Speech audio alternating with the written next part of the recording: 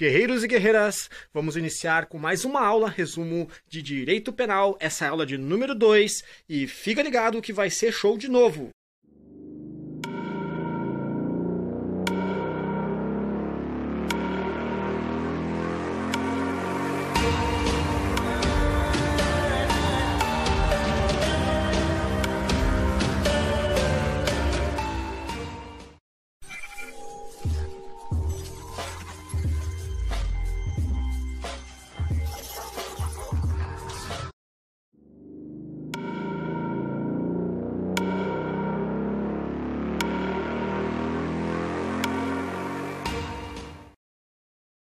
Força e honra, guerreiros! Vamos iniciando então a aula de número 2 de Direito Penal. Se você ainda não é inscrito no canal, inscreva-se agora mesmo, ative as notificações clicando no sininho e compartilhe com todos que você sabe que estão estudando para as áreas de carreiras policiais, em especial para as guardas municipais. Então, se você gostar desta aula, por favor, deixe seu like. E se você, neste momento, está procurando por acompanhamento de estudos, vou deixar aqui no link da descrição e também nos comentários o nosso contato para que você possa aproveitar as últimas vagas que temos, pois eu não vou lotar as turmas de acompanhamento e eu quero dar um acompanhamento muito especial, em especial para os concursos que estão abertos neste momento. Então, se liga, guerreiro, que vamos iniciar o nosso estudo de hoje. Vamos iniciar conversando sobre as regras, ou seja, princípios para a aplicação da lei penal no espaço. Já conversamos sobre o tempo, agora conversaremos sobre o espaço. Primeiro começaremos com o conceito de território nacional. O território nacional abrange, portanto, todo o espaço que o Estado exerce a sua soberania. Então, em todo o espaço que o Estado está presente, sejam solos, rios, lagos, mares, interiores e também parte dos golfos, as baías e os portos, faixa do mar exterior, ao longo da costa. Nós temos ao longo da costa uma faixa de extensão de até 12 milhas e também ao espaço aéreo correspondente ao território.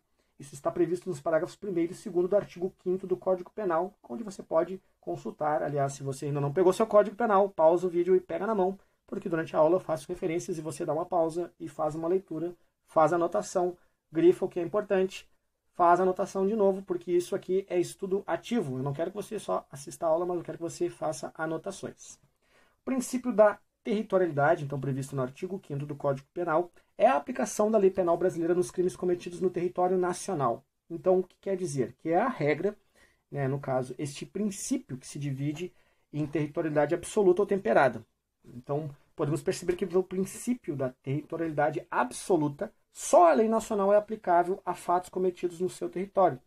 E pelo princípio da territorialidade temperada, a palavra novamente que enrola a língua, o direito é cheio disso, territorialidade.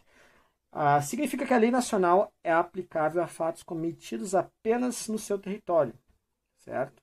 Então, excepcionalmente, aplica-se a lei estrangeira. Seria uma espécie de intraterritorialidade, quando houver previsão em tratado ou convenção internacional. Então, para deixar mais claro, a aplicação da lei penal brasileira nos crimes cometidos no território nacional, de regra, ela se divide em territorialidade absoluta e temperada.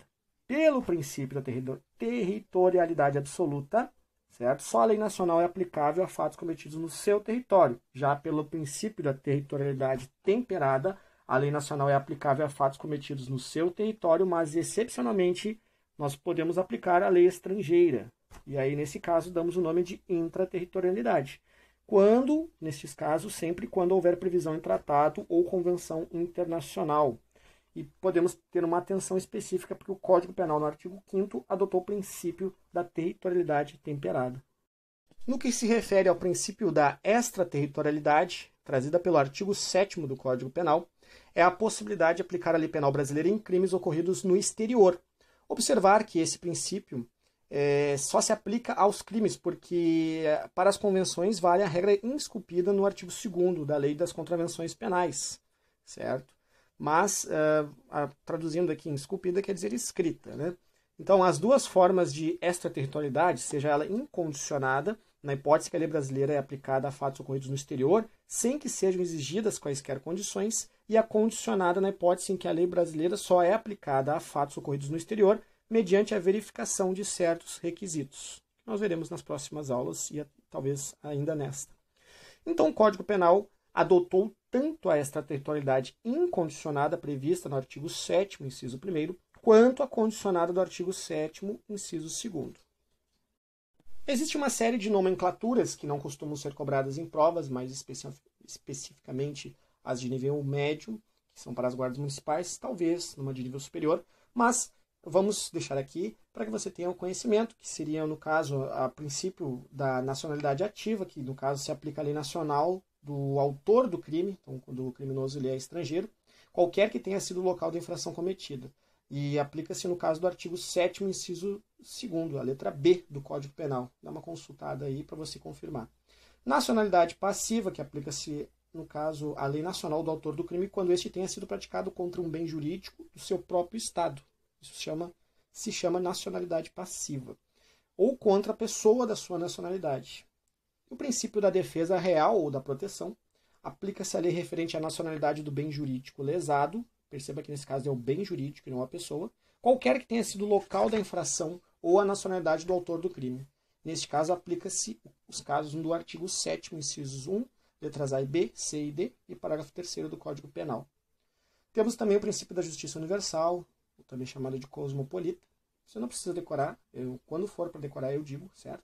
Significa que todo Estado tem direito de punir qualquer crime dentro do seu território, independente da nacionalidade do autor do crime ou da vítima. E também se aplica no caso do artigo 7º, inciso 2, letra A, do Código Penal. Tudo isso eu estou citando para que você entenda que existem esses princípios. E o último princípio que eu vou citar hoje é o da representação, que se aplica à lei nacional aos crimes cometidos no estrangeiro em aeronaves e embarcações privadas, desde que não julgados no local do crime.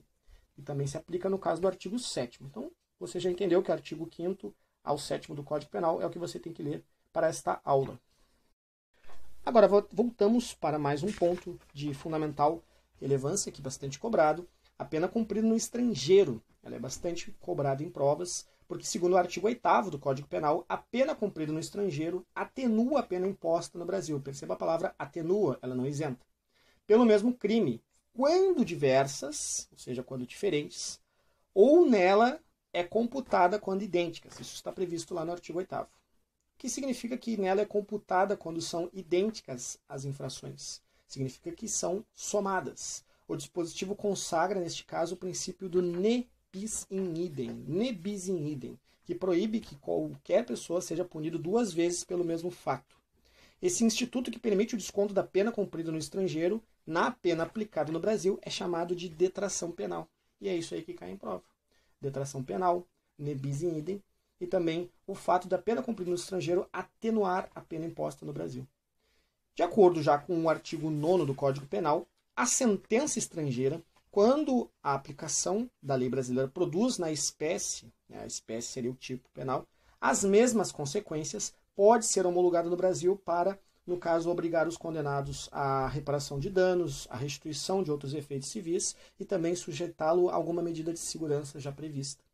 Então, o que nos diz o artigo 9º? Que a sentença estrangeira, quando, no caso, houver aplicação da lei brasileira, produz na mesma espécie que é prevista internacionalmente as mesmas consequências. Quando produz as mesmas consequências, ela pode ser homologada no Brasil.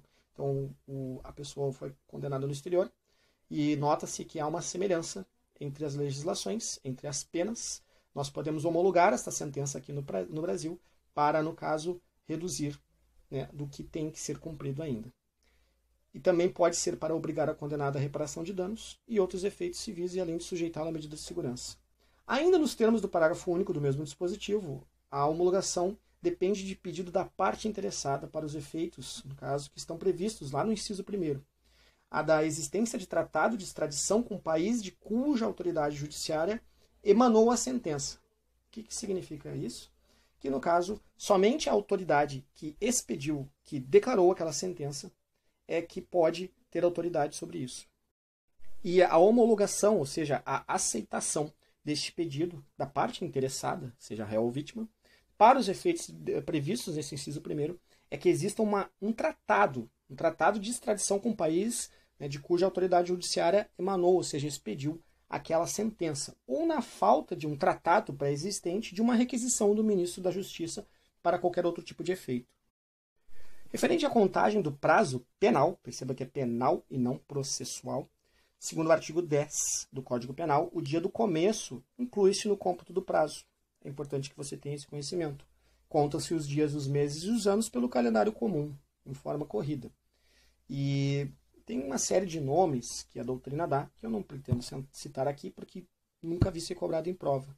Mas é importante que você não confunda com a contagem do prazo processual, né, que é prevista lá no artigo 798, parágrafo 1º do Código de Processo Penal, que despreza o dia do começo e inclui o do vencimento. É diferente. Nós estamos falando aqui de prazo penal. Infrações que não se computam, então, na pena. E lembre-se de quando eu estou falando em computar, eu estou falando em somar. De acordo com o artigo 11 do Código Penal, desprezam-se nas penas privativas de liberdade e nas restritivas de direito as frações de dia. Então, nunca você vai contar metade de um dia. E na pena de multa, as frações do valor correspondente. Certo? Então, você tem que ter conhecimento. Lá no Código Penal, você talvez encontre a palavra frações de cruzeiro. Por questões de atualização, você tem que interpretar que estamos falando de real.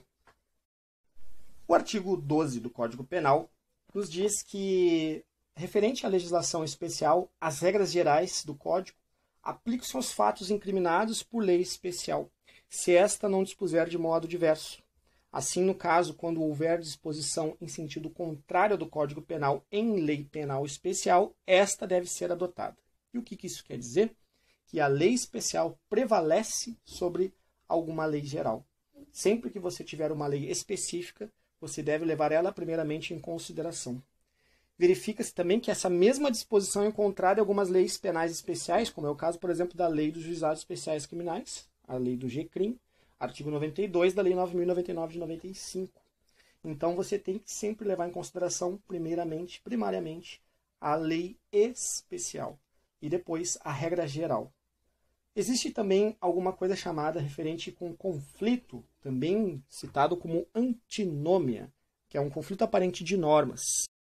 Existe também aquilo que é chamado de conflito aparente de normas, também reconhecido como antinomia, e configura-se quando duas ou mais normas contemporâneas, ou seja, vigentes ao mesmo tempo, parecem regular o mesmo fato.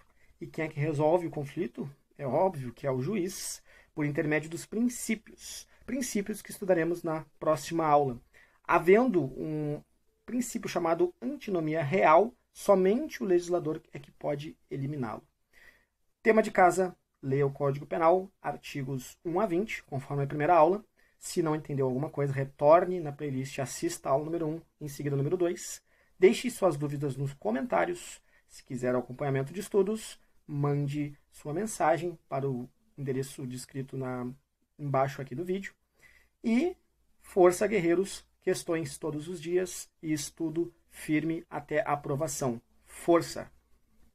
Jamais desista dos seus sonhos.